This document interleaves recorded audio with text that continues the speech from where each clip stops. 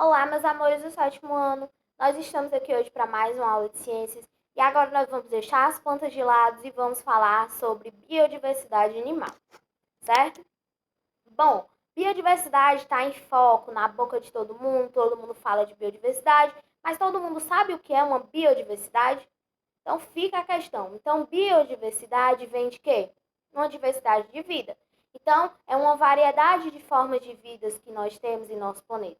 Então, que vai desde micro-organismos a plantas e animais de grande porte, certo? Então, é bastante vasto a nossa biodiversidade. O Brasil é um dos países mais ricos em biodiversidade. Então, nós temos muita diversidade animal no nosso país. A biodiversidade, ela tem por função atuar também sobre o funcionamento e equilíbrio dos ecossistemas, mas vocês estão lembrados que são ecossistemas? Ecossistemas nada mais são que um conjunto de fatores bióticos, que são os seres vivos, com fatores abióticos, como água, luz, solo, certo? Então, ele visa equilibrar esses ecossistemas, que essa interação seja benéfica para todos. Além disso, a biodiversidade tem importância ambiental, então, quando a gente tem uma grande biodiversidade e a gente preserva aquela biodiversidade, vai ser muito importante ambientalmente. Economicamente, se você souber fazer o uso correto daquela biodiversidade. Social, com relação à interação entre os organismos. E cultural. Por que cultural, professora? Porque tem pessoas que preservam, cultuam alguns tipos de animais também. Bom, a gente vai focar na biodiversidade animal. Então, os animais, eles são seres eucariontes, ou seja, que tem a membrana que envolve o núcleo, que é a carioteca, ou seja, vão ter um núcleo verdadeiro. Eles vão ser pluricelulares, ter mais de um tipo de célula, e as células desempenham várias funções. E vão ser heterótrofos, ou seja, não produzem o próprio alimento. Então, eles têm que buscar o seu alimento, certo? Esses animais, eles estão dentro de um reino chamado reino Animalia.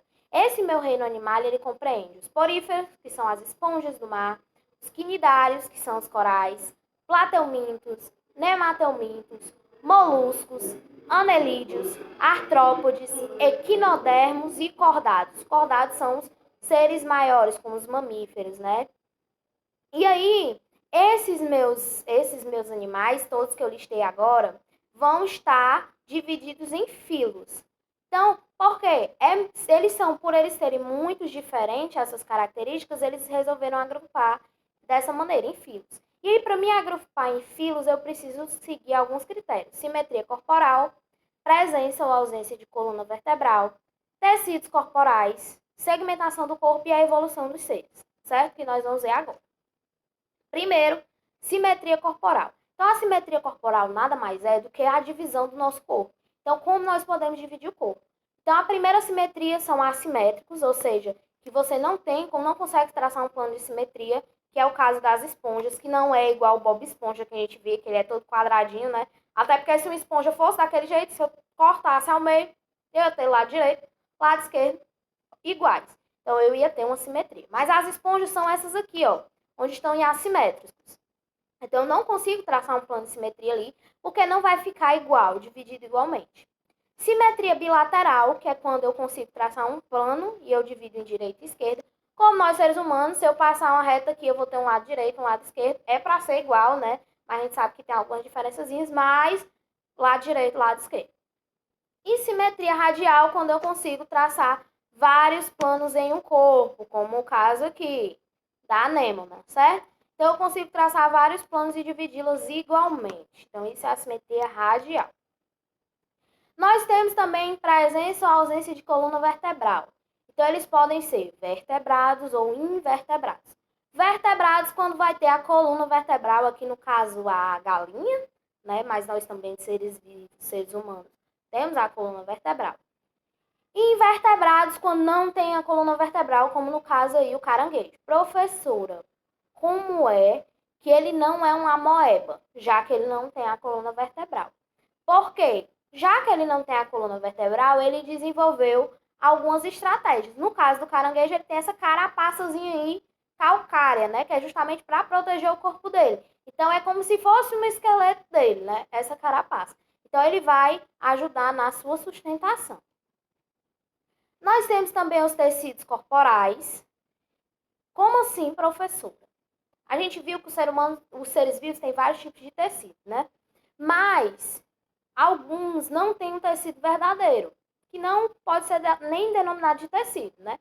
Esses que não têm o tecido verdadeiro são chamados de parazoários, que é o caso dos poríferos. Eles não têm um tecido verdadeiro, ou seja, aquelas célulazinhas bonitinhas que a gente tem. E os eumetazoários, eles já vão ter um tecido verdadeiro. Então, esse tecido começa com os quinidários. Equinidários, plateumintos, hemateumintos, artrópodes, até chegar nos cordados, né, que são os maiores. Segmentação, que nada mais é do que a divisão do corpo. Então, cada pedacinho do corpo é chamado de metâmero. Ou seja, cada segmento é um metâmero. E aí, quem é que vai ter metameria? Os anelídeos, que são as minhocas, os artrópodes, que são os insetos, os aracnídeos, e aí vai. E os cordados, que são os seres que têm a notocorda, né? Que é um sistema cerebral mais desenvolvido. Aqui eu coloquei um exemplo para vocês da abelha. Então, na abelha, vocês podem observar que ela tem cabeça, tórax e abdômen. Então, ela vai ter 3 segmentos. Isso é a metameria. Cada segmento vai desempenhar uma função no corpo dela, certo? E aí, chegamos na evolução. Professora, o que é evolução? Então, a evolução é a modificação que os organismos sofrem ao longo do tempo, certo? E aí, essa evolução, ela começou com os protozoários, que são seres unicelulares, que começaram a se agrupar formando colônias. E aí se dividiram em 2 grupos, os parazoários e os eumetazoários. E aí, vamos chegar na ecologia. A ecologia ela é um ramo da biologia que se ocupa em estabelecer relações entre os seres vivos, gerando assim um determinado equilíbrio. E aí essa biodiversidade ela pode ser ameaçada, principalmente por ações antrópicas, certo? Que é a poluição, a introdução de espécies exóticas, desmatamento, exploração de recursos naturais e mudanças climáticas. Então, tudo isso pode afetar aí a biodiversidade de um determinado local. Vou deixar uma atividade para vocês da página 200 e 201. Era isso que eu tinha para passar para vocês, meu povo. Espero que vocês tenham entendido. Fiquem todos bem e até a próxima aula. Tchau, tchau.